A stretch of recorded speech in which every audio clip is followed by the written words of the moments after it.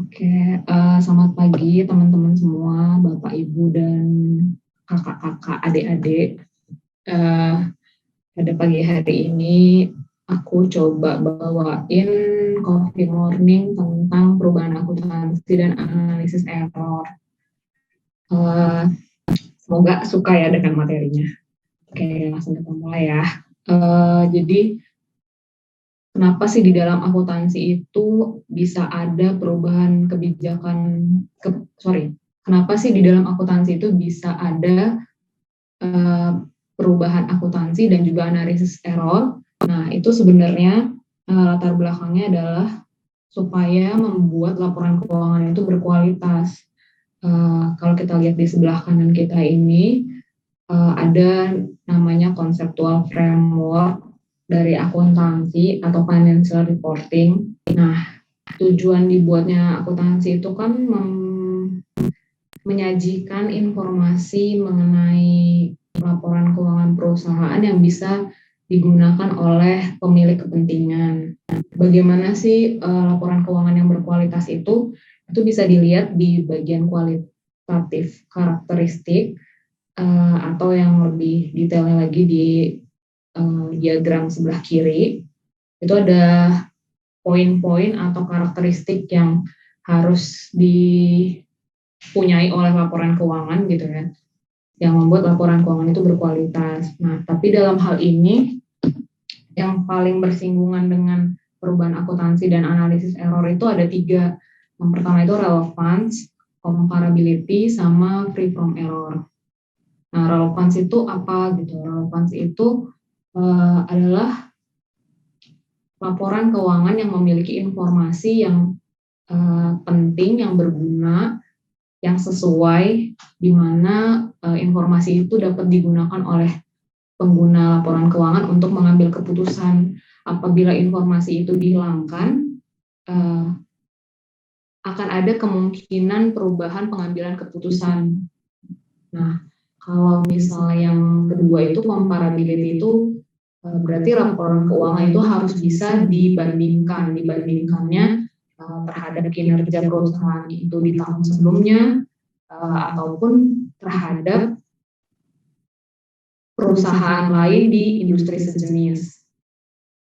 Nah, yang ketiga itu free from error, itu laporan keuangan harus tidak mengandung salah saji yang material. Laporan keuangan nggak mungkin 100% akurat, tetapi harus disajikan secara wajar. Oke, nextnya.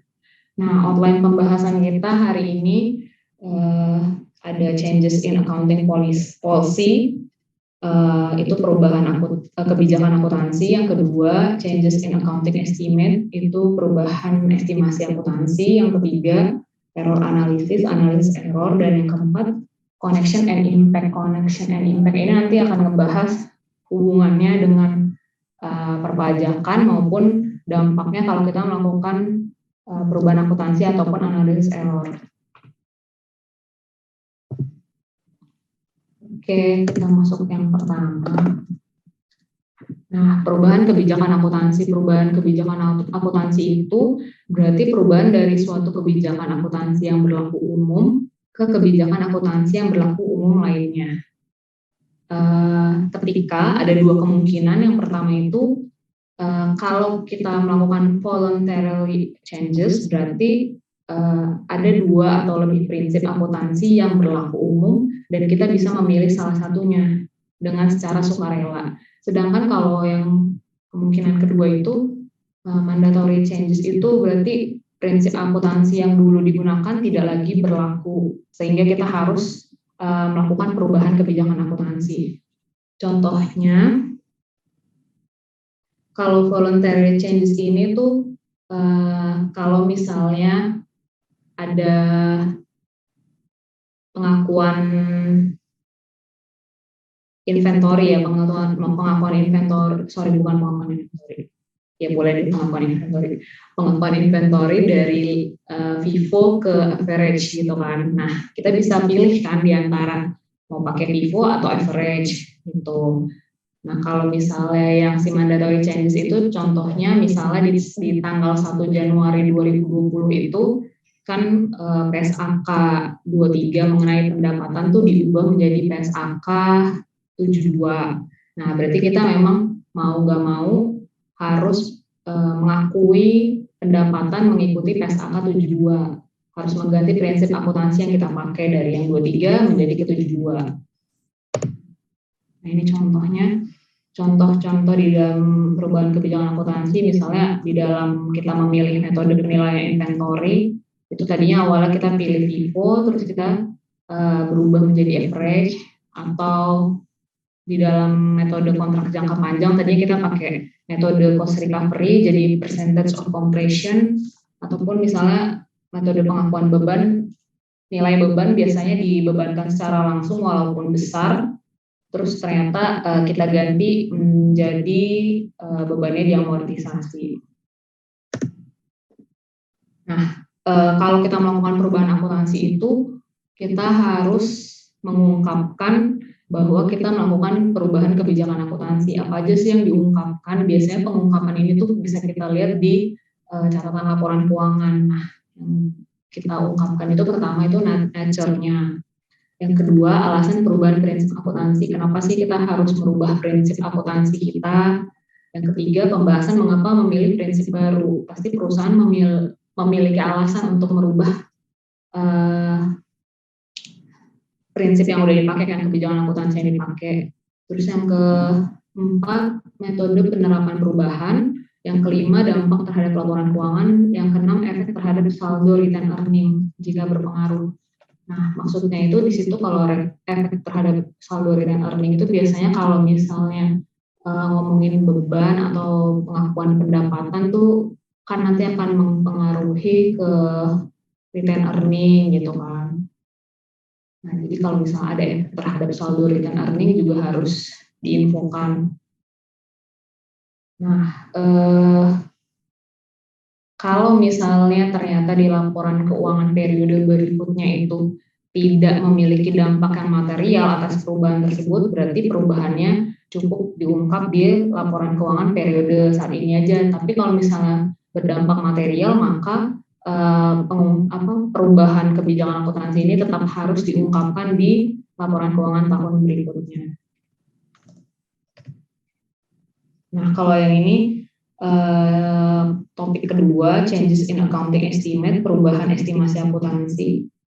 Perubahan estimasi akuntansi itu perubahan yang mempengaruhi carrying value amount, aset atau liabilitas saat ini maupun di masa yang akan datang. Nah, ini biasanya perubahan estimasi ini dikarenakan atau terjadi sebagai hasil dari adanya informasi baru dan bertambahnya pengalaman. Jadi contohnya itu kan dia ada piutang tak tertagih, persediaan usang, masa manfaat, dan lain-lain kan. Nah, kalau bisa diambil contoh misalnya ngomongin tentang masa manfaat atau nilai residu aset nih. Kita ambil contoh bahwa misalnya perusahaan awalnya waktu awal berdiri membuat depresiasi mobil misalnya 4 tahun gitu kan. Tapi di tahun kedua dia sadar bahwa nilai masa manfaat mobil ini mungkin 5 tahun gitu. Jadi di tahun kedua dia mengganti masa manfaatnya dari 4 tahun menjadi 5 tahun. Terus di awal dia mengakui aset mobil ini misalnya dia tidak melakukan tidak mencadangkan nilai residu ya, jadi 0 nilainya. Terus misalnya juga di awal dia menggunakan metode garis lurus. Jadi di awal masa manfaat 4 tahun pakai metode garis lurus dan tidak ada nilai residu, tapi setelah berjalannya perusahaan selama 2 tahun, adanya informasi baru, terus juga adanya pengalaman, sehingga perusahaan merubah kebijakan, merubah estimasi akuntansinya dari yang tadi itu 3 poin tadi itu menjadi mobilnya menjadi masa manfaatnya 5 tahun, double declining, sama punya nilai residu. Nah, contohnya kenapa dia mengubah gitu kan, kalau mobil itu lebih baik memang mobil atau peralatan mesin itu menggunakan metode double declining di saat di saat menggunakan metode penyusutannya, karena kinerja mobil atau kualitas mobil itu memang jauh lebih baik di awal penggunaan, sehingga pembebanannya lebih besar di awal, lalu semakin kecil ke bawah ke tahun-tahun berikutnya maksudnya. Terus nilai residu itu misalnya seiring berjalannya waktu perusahaan sadar nih di tahun kelima ternyata nilai mobil juga masih ada, masih bisa untuk dijual, makanya perusahaan mengganti tadinya tidak punya nilai residu menjadi punya nilai residu menjadi misalnya 50 juta, anggapan perusahaan bahwa mobil ini di akhir masa manfaatnya bisa dijual 50 juta.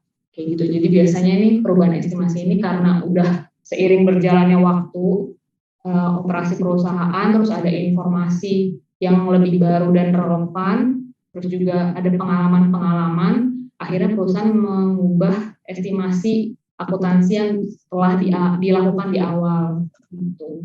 Sama juga kayak piutang tak tertagih itu kan pencadangannya tuh biasanya dilihat dari tahun-tahun sebelumnya gitu. Jadi biasanya memang bisa berubah karena pengalaman dan informasi tadi.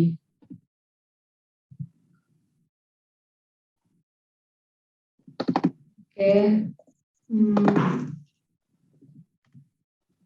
Nah, sama seperti perubahan kebijakan akuntansi, di dalam perubahan estimasi akuntansi juga kita harus melakukan pengungkapan apabila melakukan perubahan gitu. Nah, apa aja sih yang harus diungkapkan? Yang pertama itu penjelasan mengenai perubahan estimasi yang dilakukan, kenapa kita melakukan perubahan tersebut, baru dampak perubahan estimasinya itu, terutama terhadap pendapatan dan laba bersih di dalam periode berjalan.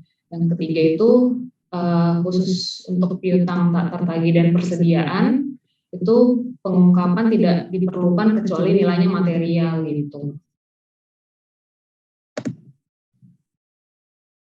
Nah, yang ketiga itu topiknya error analisis atau analisis error. Pengertiannya itu suatu kesalahan dalam pengakuan, pengukuran, penyajian, dan pengungkapan dalam laporan keuangan yang diakibatkan oleh kesalahan dalam penerapan prinsip akuntansi yang berlaku umum, kesalahan matematis, perubahan estimasi yang tidak didukung dengan alasan atau keyakinan yang kuat, salah mengklasifikasikan transaksi, dan yang kelima kelalaian atau penyalahgunaan fakta yang ada pada saat laporan keuangan disusun. Kalau bisa diambil contoh masing-masing, berarti kalau mau dikasih contoh yang pertama itu misalnya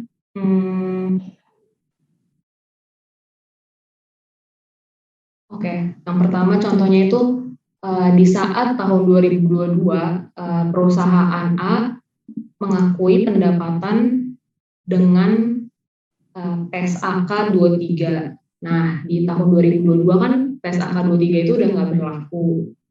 Jadi perusahaan mengganti menjadi PSAK 72. Nah, itu bukan perubahan kebijakan akuntansi karena memang kebijakan akuntansi yang PSAK 23 aja udah nggak berlaku di tahun 2022. Itu dia berarti kesalahan perusahaan, error. Nah, kalau kesalahan matematis itu dia contohnya misalnya akuntannya input transaksi nilai transaksinya 5 juta tapi kelebihan 0 jadi 50 juta. Nah, berarti kan harus melakukan adjustment 45 juta atas transaksi tersebut. Terus kalau perubahan estimasi yang tidak didukung dengan alasan yang kuat itu contohnya misalnya kalau misalnya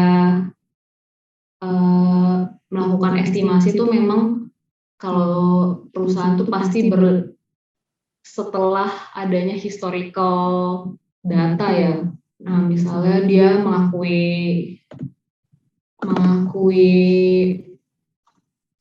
piutang tak tertagih. Nah, biasanya dilihat dari tahun-tahun sebelumnya apakah PTA ini bisa membayar utangnya atau enggak. Nah, kalau misalnya dia melakukan estimasi yang tidak didukung dengan alasan yang kuat, misalnya contohnya perusahaan melakukan estimasi piutang cuma estimasi piutang tertagih misalnya 1 miliar. Nah, itu tuh harus ada landasannya kenapa 1 miliar gitu, bukan asal dilakukan penyisihan 1 miliar gitu. Pasti perusahaan harus punya landasan membuat itu kenapa 1 miliar. Nah, kalau soal mengklasifikasikan transaksi itu contohnya, misalnya uang masuk dari rekening bank selalu dianggap perusahaan sebagai pendapatan. Nah, itu termasuk dalam error, padahal kan nggak semua uang masuk itu adalah pendapatan. Bisa aja uang masuk itu berupa pembayaran piutang ataupun pencairan deposito dan lain-lain. Nah, ini kalau kelalaian atau penyalahgunaan fakta yang ada pada saat laporan keuangan disusun itu mungkin yang bisa dikasih contoh adalah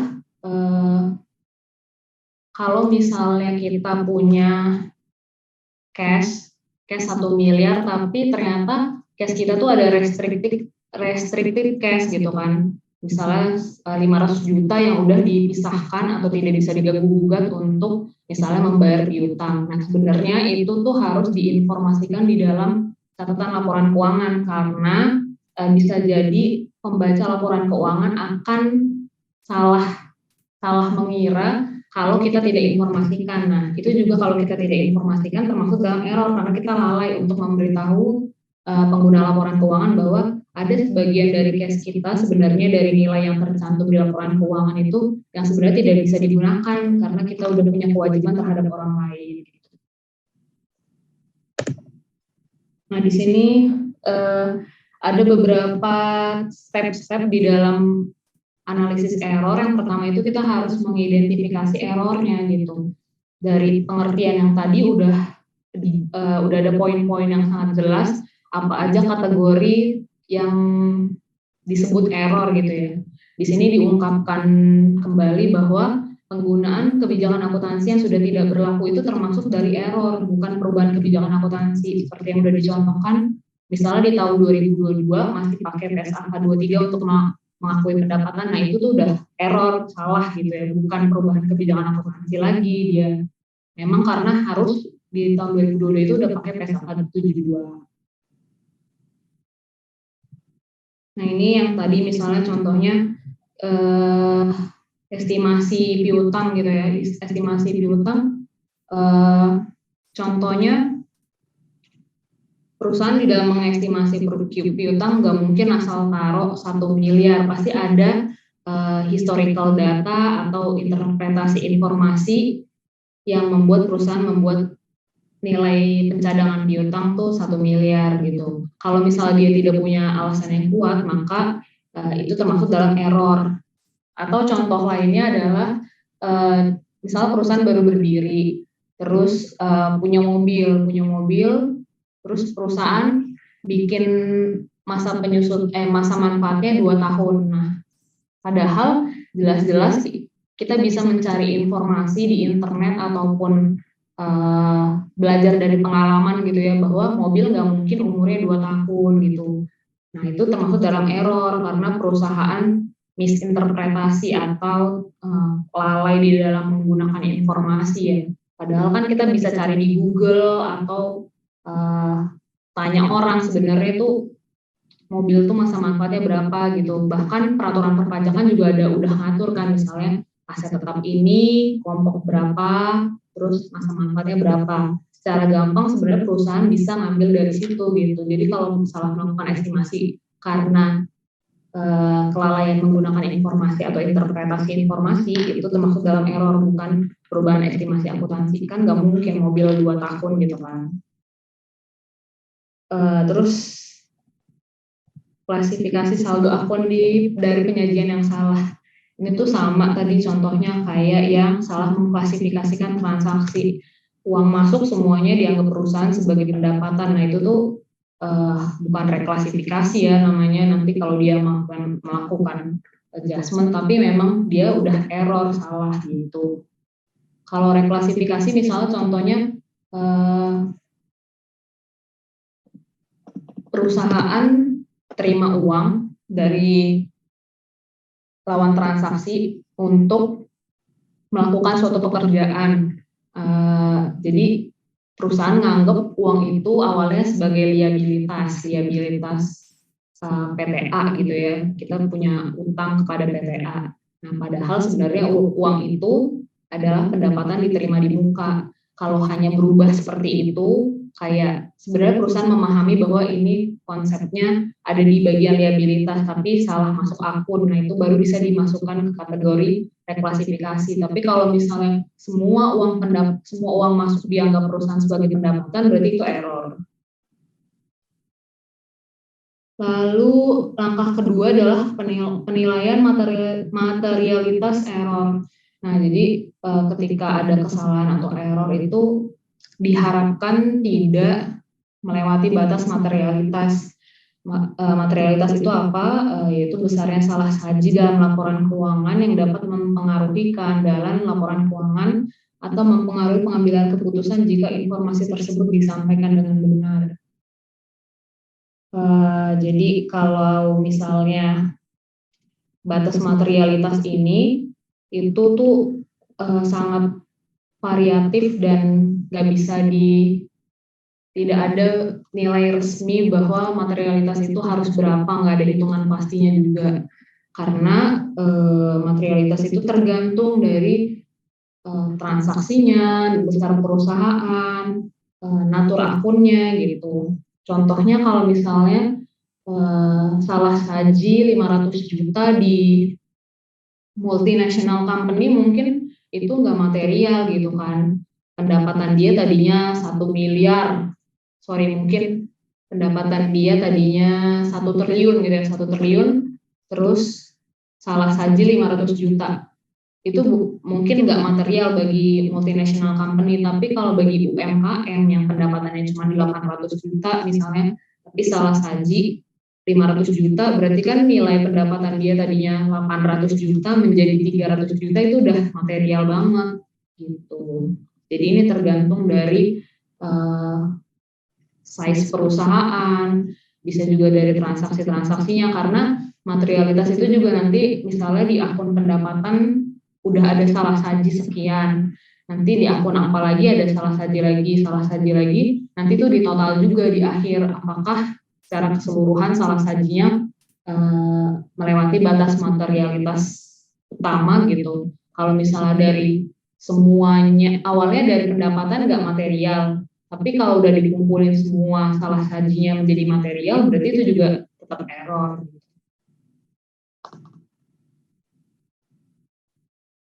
Oh ya, laporan keuangan juga sangat kecil kemungkinan dapat disajikan dengan tepat dan akurat.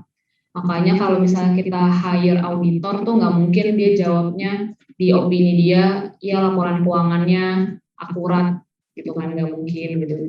Mereka hanya memberikan opini bahwa disajikan dengan wajar tanpa pengecualian kah, atau wajar dengan pengecualian gitu. Nanti mereka biasa jelaskan. Yang penting tuh tidak melewati batas batas materialitas.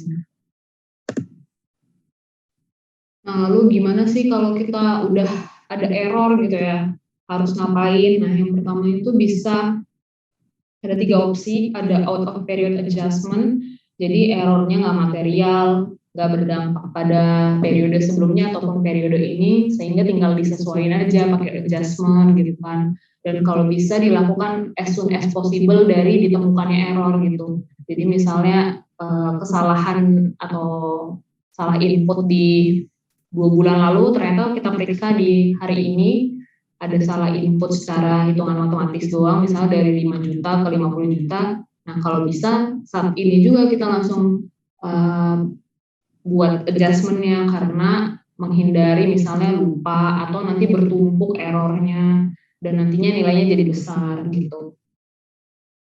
Nah, kalau ada juga little R statement, nah ini tuh errornya nggak material pada tahun sebelumnya, namun material di tahun berjalan gitu. Nah, ini tuh contoh si little R statement itu yang tadi saya bilang, kalau misalnya out of period adjustment aja nggak dilakukan gitu, misalnya ditumpuk terus errornya terlalu banyak, saking banyaknya nanti ternyata di tahun ini jadi material gitu nilainya. Nah, jadi kayak gimana kalau misalnya ternyata di tahun ini material, berarti Penyesuaian error itu dilakukan dalam laporan keuangan komparatif tahun berjalan dengan menyesuaikan informasi periode yang lalu dan menambahkan pengungkapan kesalahan. Nah, kalau si Big R restatement ini nilai errornya itu memang udah material di tahun atau di periode sebelumnya dan juga di tahun ini, maka harus menyajikan kembali dan menerbitkan kembali laporan keuangan di tahun sebelumnya. Kita koreksi deh yang tahun sebelumnya karena supaya tidak terbawa terus-menerus kan. Harus diperbaiki dulu yang tahun sebelumnya, baru kita perbaiki juga yang tahun ini, karena kan tahun ini bawaan dari tahun sebelumnya. Nah, setelah kita belajar dari 3 ini tentang changes in accounting policy, terus changes in accounting estimate, sama error analysis, kita harus tahu nih hubungannya dengan perpajakan gitu kan. Nah, hubungannya itu tuh sebenarnya berangkat dari pasal 28 ayat 6 UU KUP yang berbunyi perubahan terhadap metode pembukuan dan atau tahun buku harus mendapatkan persetujuan dari Direktur Jenderal Pajak. Nah, jadi sama dengan akuntansi, jadi akuntansi juga harus taat asas, harus mengikuti peraturan, tapi balik lagi akuntansi memperbolehkan perubahan akuntansi dan analisis error untuk meningkatkan kualitas atau memberikan kualitas terbaik dari laporan keuangan. Nah, mengikuti akuntansi tersebut, pajak juga memberikan hal yang sama, memberikan kesempatan untuk melakukan perubahan di dalam akuntansi, tetapi dengan catatan harus mendapatkan persetujuan dari Direktur Jenderal Pajak.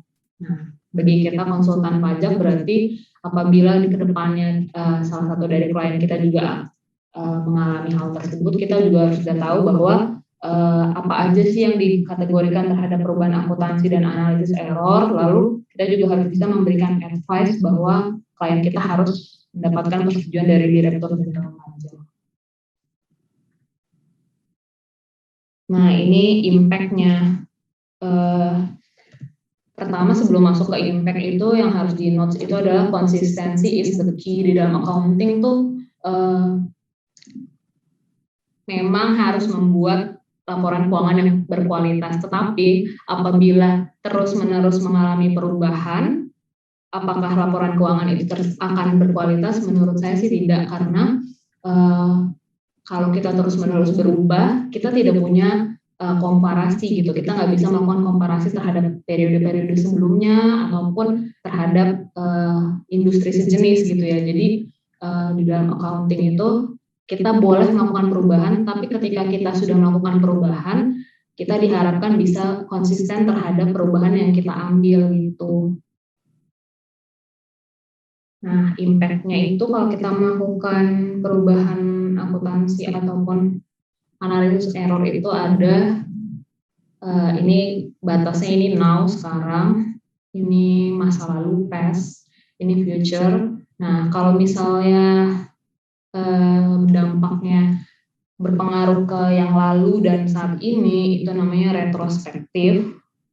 Tapi juga ada dampak yang prospektif, yaitu dari saat ini ke depannya. Ya.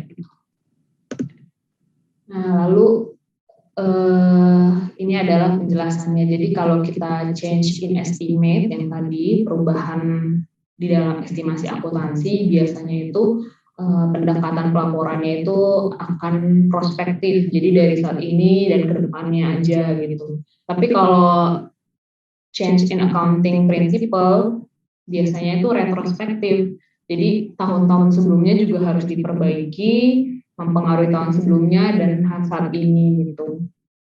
Kalau correction, restatement dan prior periods, restatement of prior periods.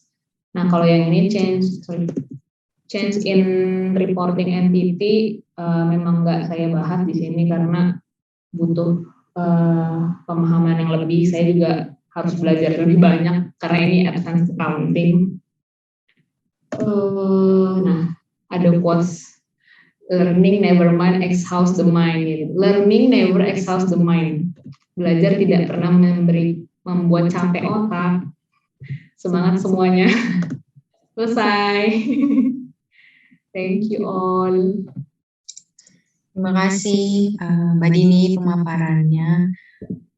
Selanjutnya